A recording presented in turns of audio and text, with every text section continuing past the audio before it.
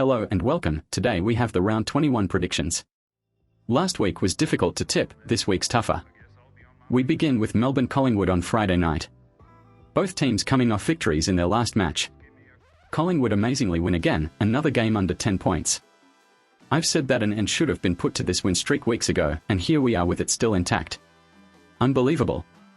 Melbourne were mature in victory at Optus last time out, dominating Fremantle. Their backline heavily welcomed Lever's return, and whilst Clayton Oliver had to fend off a tag, Petrarca, Viney and others picked up the slack. This is awfully difficult to decide upon, but I'll select the Melbourne Footy Club here and end Collingwood's 10-game win streak.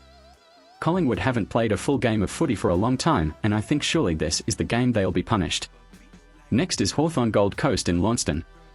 The Suns held on narrowly after a great performance in the opening three quarters. The Hawks started off poorly and created a game out of it, only to fall short tragically.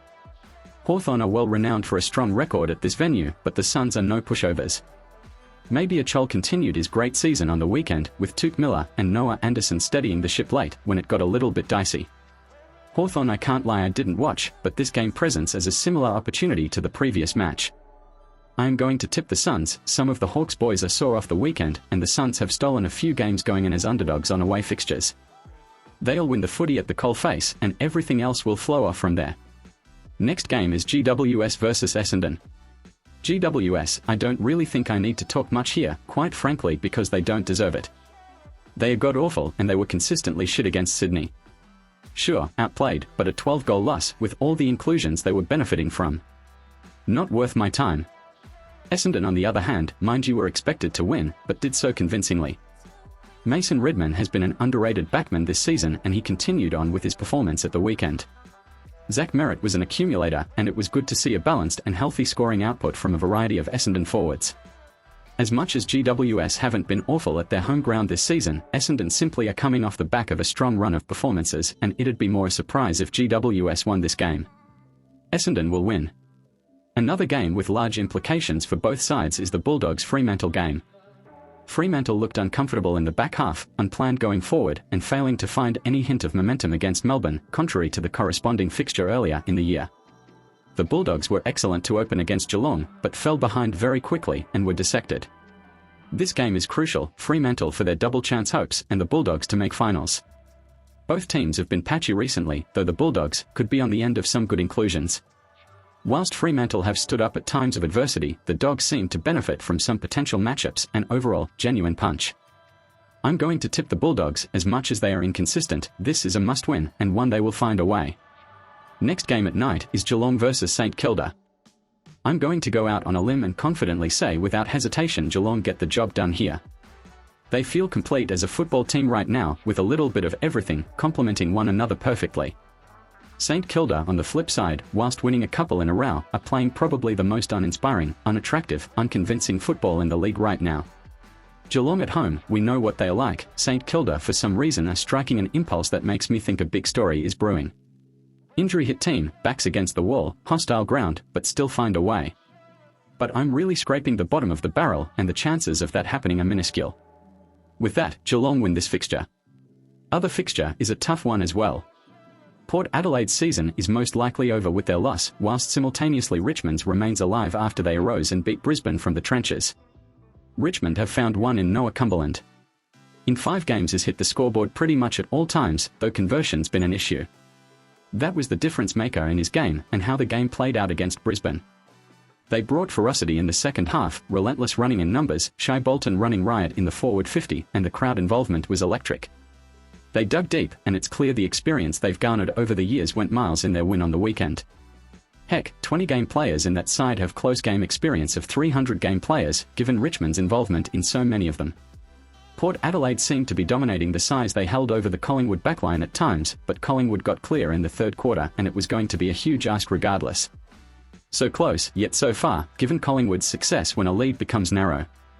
I'm going to back the Power at home. Their win over Sydney at this venue comes to mind. Not sure if there's an obvious link, but I feel like they'll be there to spoil the party for a team who desperately needs as many points as humanly possible. Sunday games commence with North Melbourne playing Sydney. North Melbourne lost a large portion of players to COVID protocols, so with some returns, they'll be an improved side from last weekend. That being said, Sydney have to be playing close to the best footy in the competition at the moment, blowing out every opposition and winning comfortably in recent weeks. This one's pretty self-explanatory and straightforward. Sydney will be winning this one. Brisbane take on Carlton in a game that is once again important for both teams. Both teams will be seeking redemption on the back of losses that should have never transpired. Brisbane inexplicably couldn't put the game to bed against Richmond, with some costly misses yet gettable kicks involved in that. They always look to be trailing the play, making silly errors and getting demolished out of centre bounces. Whilst it could be put down to relentless Tiger pressure, given the list, you would have thought they cope better, especially up 7 goals. One that got away, at a ground they seemed to be comfortable on early. The fact that Grimes was also substituted as the comeback took place makes the inability for the Lions to capitalise offensively even more of a mystery. The Blues put out a diabolical performance on the weekend. The injury list extends once again. If they can win a portion of their final games, they earn the right to a final spot. Lose out on all 3, and quite frankly they'd be a first-week exit even if they got the benefit of the doubt. Regardless, you see it difficult for the Lions to fail again on their home turf. Sure, they were exposed on the weekend, but Carlton, given their lack of adjustments, don't seem to test the flaws of good oppositions as much as they exploit worse teams. Brisbane will win this game as the Blues crisis deepens. Last game of the round will see West Coast play Adelaide in a relaxing end to round 21. The Eagles fought back in an inspirational manner on the weekend. Darling took responsibility on his way to 6 goals, whilst there were other contributors on top. The key for the Eagles to close out the season is basically finding insight as to what their future will be composed of through performances and how the team meshes. They'll take on a Crows unit who were finally rewarded on the back of a solid month with a mature win. The youngsters stood up, their backline was superb in the absence of Tom Dodie, and they persisted with a game plan throughout that paid dividends. I'll back the Crows to go back-to-back. The Eagles have certainly looked brighter recently, but I think they'll fall short again. Although their experience they carry could do something Carlton cannot. Find a counter for the Crows' game plan. And there's no guarantees the Crows sustain what they applied last week. That said, you can only judge off what has happened, and with that, the Crows will win. That's all the round 21 predictions. Share yours in the comments. Like and subscribe. Have a great rest of your day and see you in the next one. Peace out.